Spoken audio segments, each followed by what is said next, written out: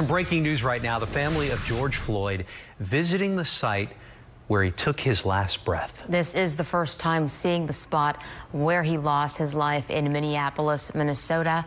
A live look there with the family attorney and George Floyd's son. This is in Minneapolis, again, the intersection where he lost his life more than a week ago. And we heard from Terrence Floyd a couple of days ago there at the scene, calling for peace among the protests that have been taking place, not just in Minneapolis, but in cities across the country, including here in Houston, where we had a march for George Floyd in honor of George Floyd yesterday from Discovery Green all the way to Houston City Hall, where members of Floyd's family spoke, along with our elected leaders, calling for peace, calling for calm, and calling for change, calling for an end to police brutality. And it was a very peaceful afternoon. Last night we did have some arrests downtown late into the evening, but largely peaceful and relatively few arrests, considering some 60,000 were estimated to be at yesterday's demonstration. Attorney Benjamin Crump there on the scene as well. He's been telling reporters there that he expects the other 3 officers who were at that scene where George Floyd lost his life, he expects those officers to be charged very soon.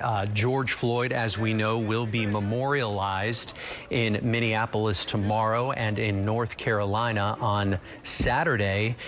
A celebration of life will be taking place here in Houston on Tuesday, June the 9th. Before that, a public visitation is set to take place at a church that's not too far from our station, Lisa. Exactly right, Andy. We are expecting the family to speak here momentarily. We're waiting for that to happen. We'll, of course, stay with this live picture. We do know that there is a mural painted near that intersection at a convenience store that depicts Floyd and the words, "I can breathe now," which references Floyd, of course, repeatedly saying, "I can't breathe," while he was being held down at that intersection. Here they are taking a knee at that spot. Taking a knee in prayer, a very solemn moment for the family as they remember and honor George Floyd's life, the spot, at the very spot where he died back on Monday, May the 25th. The officer who had his knee on George Floyd's neck, Derek Chauvin, charged with 3rd-degree murder. There have been protests, as we've been seeing across the country, protesters demanding for tougher charges against not just that officer, but they want the other officers who were involved to be charged as well. This is a very touching moment that we're looking at. If you are just joining us now here live, this is a live picture from Minneapolis, Minnesota, where George Floyd's family is visiting the site where he died. This is their first visit to this site. Attorney Benjamin Crump there as well. As you can see, they are walking toward the microphones, ready to make a statement ahead of George Floyd's memorial, which is set to take place in Minneapolis, Minnesota tomorrow. Let's go ahead and listen in. I'm Attorney Ben Crump, the lead attorney for the family of George Floyd. Quiet, please. I'm Attorney Ben Crump, the lead attorney for the family of George Floyd. And recently arriving in Minneapolis is his son, Quincy Mason. He's going to make a few remarks to you. Understand this is a young man who is brokenhearted, and this is very emotional for him. Now, we come here today to this spot to remember George Floyd, who was tortured to death. And so we thank the Minnesota governor for bringing human rights charges against the Minneapolis Police Department, because we absolutely believe that he was tortured in the last 8 minutes and 46 seconds of his life.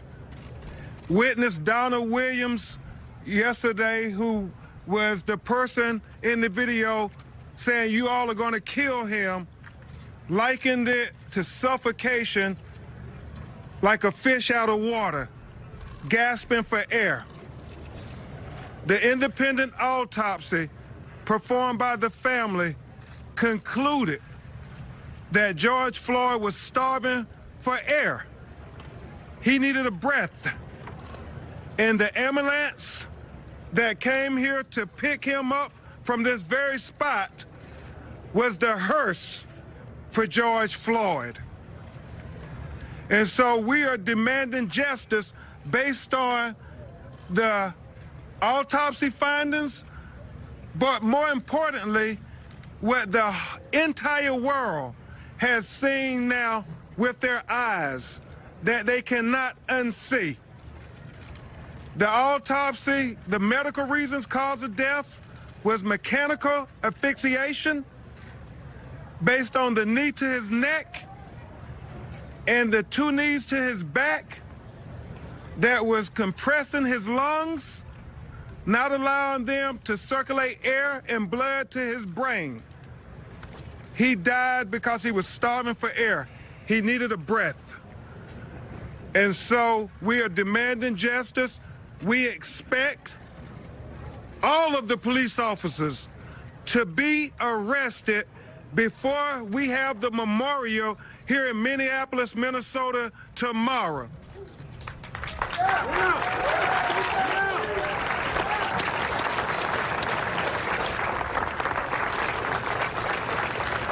Because we cannot have two justice systems in America, one for black America and one for white America. We must have equal justice for the United States of America. Yeah!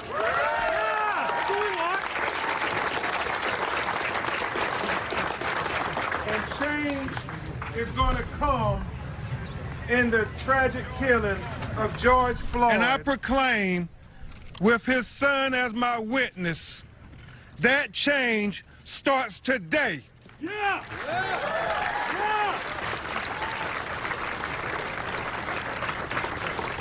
We are confident that Attorney General Keith Ellison is working feverishly to do the right thing. And what is the right thing? To make sure that George Floyd family is afforded justice by holding these officers accountable to the full extent of the law. Each and every one of those 4 officers. Yeah, we want that. Attorney General Ellison has a track record in championing civil rights for those who are marginalized, for people like George Floyd, because Black Lives Matter and George Floyd life mattered too. Quincy is going to make a few remarks. I'll try to take a few questions, and then we're going to let him go receive the rest of his family at the airport, and then we will keep you updated. We fully expect there to be an announcement with these officers being arrested, and we will give you the family reaction when that happens. But right now, I introduce to the world Mr. Quincy Mason, George Floyd's son, to say a few remarks on behalf of him and his family. Talk as loud as you can. I'm here reunited with my family, trying to get justice for my father. And no man or woman should be without their fathers. We want justice. And we want justice for what's going on right now. And I appreciate everyone for showing him some support and love. I thank y'all for that. This is so emotional. We've seen a lot of protests. This is so emotional that Quincy, we've seen so many protests around the world, including Australia, about what's happened to your father. A lot of people there are protesting about what's happened to Indigenous people of colour in custody in Australia. Do you have any message to them about what has happened? I just want to thank them for supporting my family and receive justice for this. We need change because we can't have this happen to anybody else. We need change. This can't happen to anybody else. Okay. Quincy, did you learn about the death of your father on TV like everybody else? Is that the first time you? No. Okay. His family notified him. We love you, Quincy. We love you, man. Thank you all. We love you, Quincy. Thank you very much. You've been listening to George Floyd.